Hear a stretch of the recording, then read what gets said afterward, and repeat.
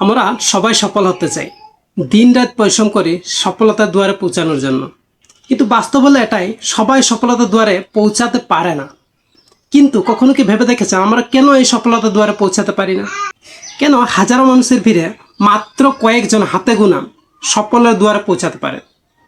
তো আজকের ভিডিওতে আমি এমন কিছু বিষয় আলোচনা করব যেটা আমাদের সাফল্য পথে বাধা হয়ে দাঁড়িয়েছে, দেওয়াল হয়ে দাঁড়িয়েছে। চলুন ভিডিওটি সম্পূর্ণ দেখুন। সফল হতে না পারার আমাদের বড় বাধা হচ্ছে আমাদের অজুহাত। যারা ব্যর্থ হয় তাদের ব্যর্থতার গল্প শোনানোর জন্য একটি গল্প সব সময় প্রস্তুত থাকে। আমার টাকা ছিল না, আমার পরিবেশ ঠিক ছিল না, আমি আর্থিকভাবে দুর্বল, আমার ভাগ্য আমার সাথে সহায় হয় নাই। একটা জিনিস মনে রাখবেন, সফল মানুষরা কখনো ভাগ্যের উপর নির্ভর হয় না। তারা নিজের ভাগ্য নিজে তৈরি করে নেয়।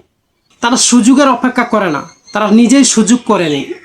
আপনার অজুহাতগুলো আপনাকে সামান্য সান্ত্বনা দিতে পারবে, কিন্তু আপনাকে কোনোদিন সাফল্য এনে দিতে পারবে না।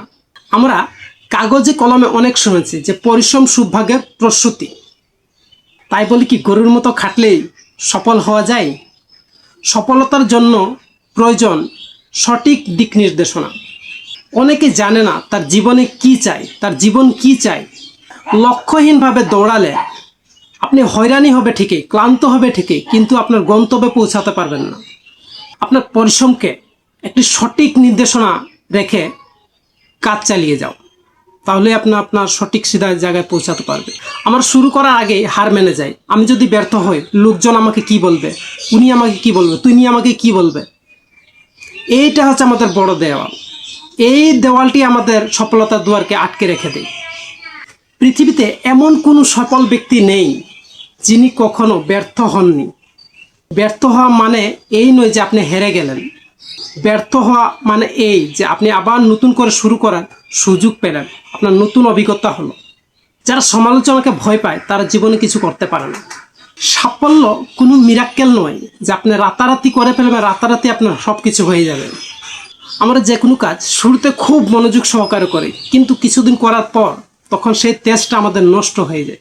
সাফল্যের মূল মন্ত্র হলো কি জানেন? ধারাবাহিকতা। সেটা আপনার মধ্যে থাকতে হবে। আপনি প্রত্যেক দিন একটু একটু করে আগাচ্ছেন, তাই হচ্ছে আপনার ধারাবাহিকতা। মাঝে মধ্যে আপনি কোনো ধাক্কা খেয়ে থেমে গেলেন, সেটা হচ্ছে আপনার পরাজয়। শেখার মন মানসিকতা যখন না থাকে তখনই অনেকে মনে করে যে তারা সব জেনে গেছে। পৃথিবী দ্রুত পাল্টাছে, আর এই বদলে যাওয়া পৃথিবীর সাথে আপনাকে প্রত্যেক দিন নতুন নতুন আপডেট নিতে হবে।